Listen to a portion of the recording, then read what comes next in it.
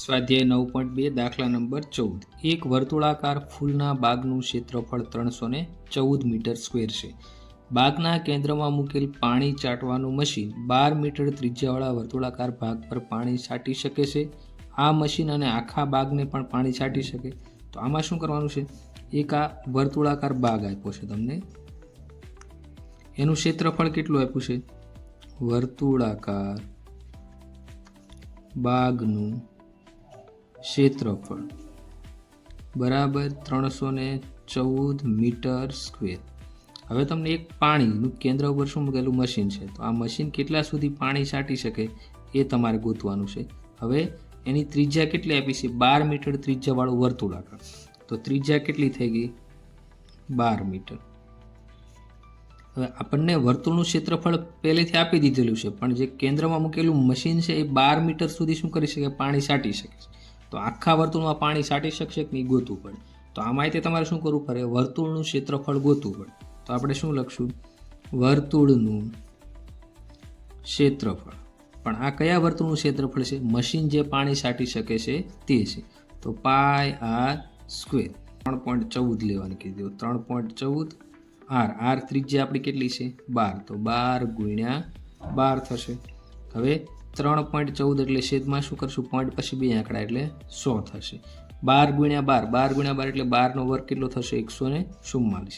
તો આપણે આનો ગુણાકાર કરશું. 314 ગુણ્યા 144 છેદમાં 100. ગુણાકાર શું આવશે? 45,216. એને ભાગ્યા 100 કરશો એટલે શું થશે? 452.16 સેમી સ્ક્વેર મીટર સ્ક્વેર.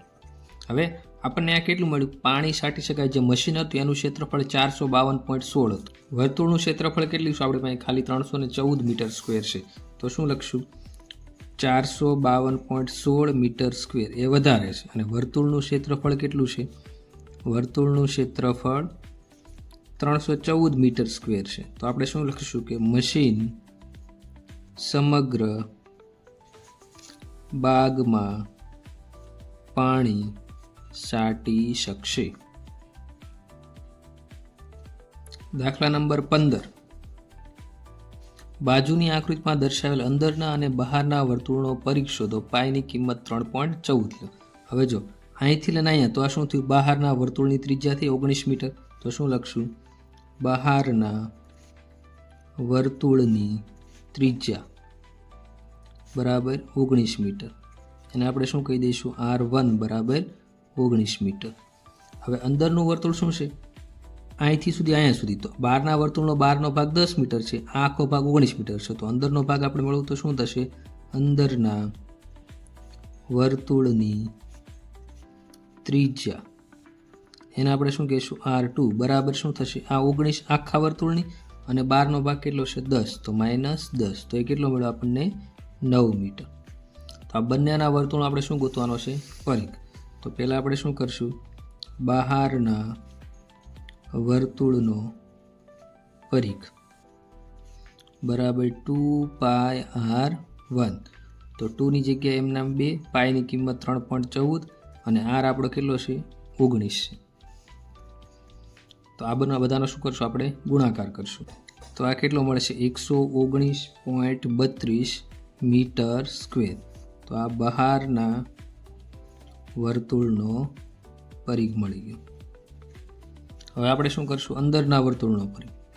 અંદરના વર્તુળનો પરિઘ. તો આપણે એને શું કીધું છે? R2 બરાબર 9 મીટર. તો આપણે 2πr2. તો 2ની જગ્યાએ બગડો નામ, પાયની કિંમત 3.14 ગુણ્યા 9. તો આનો શું કરશું? આપણે ગુણાકાર કરશું. તો 56.52 મીટર શું મળશે આપણને? પરિઘ મળશે. કયો પરિઘ છે? અંદરના વર્તુળનો પરિઘ બરાબર 56.52 મીટર. દાખલા નંબર 16 352 મીટર અંતર કાપવા માટે 28 સેમી ત્રિજ્યાવાળા પૈડાએ કેટલા આંટા ફરવું પડે? પાયની કિંમત 22/7 લ્યો. હવે આપણે ત્રિજ્યા કેટલી આપી છે? 28 સેમી. હવે આપણે આને શું કરવું પડશે? પહેલાં મીટરમાં ફેરવવું પડશે, કેમ કે અહીંયા આપણે અંતર શેમાં આપ્યું છે? મીટરમાં. 1 મીટર બરાબર શું થાય? 100 સેમી થાય. તો આપણે આને કઈ રીતે લખશું? કે 100 સેમી બરાબર 1 મીટર.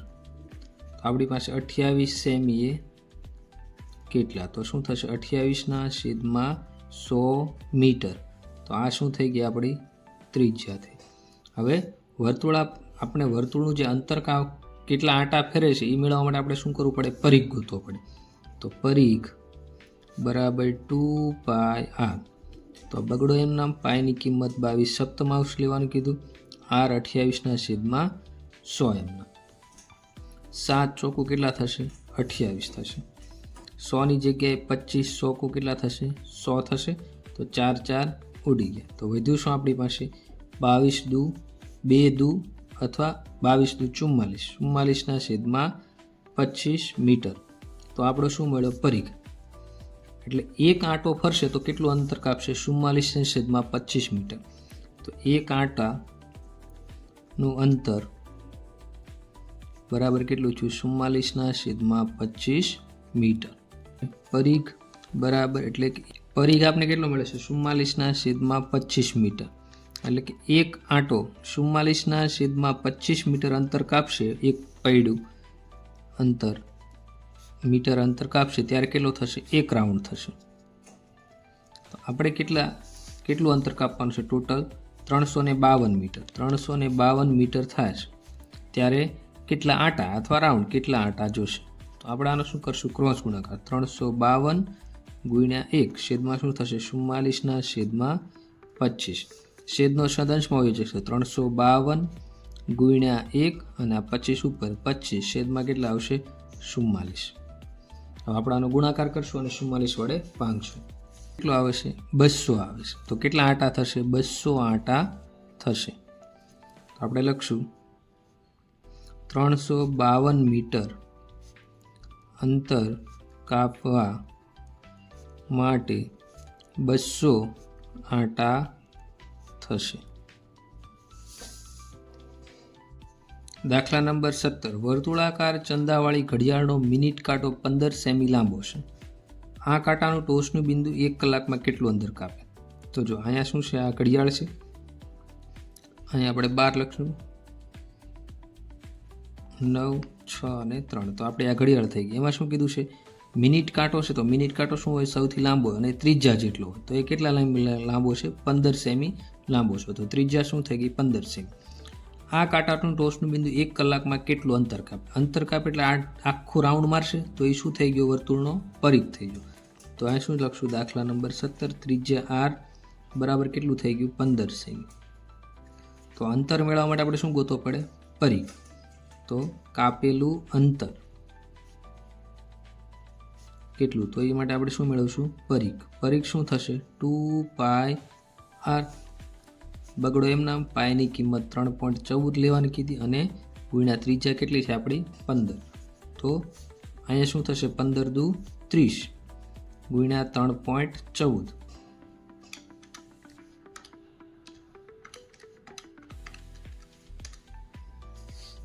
તો આ બંનેનો ગુણાકાર કેટલો આવશે? 94.2 સેમી.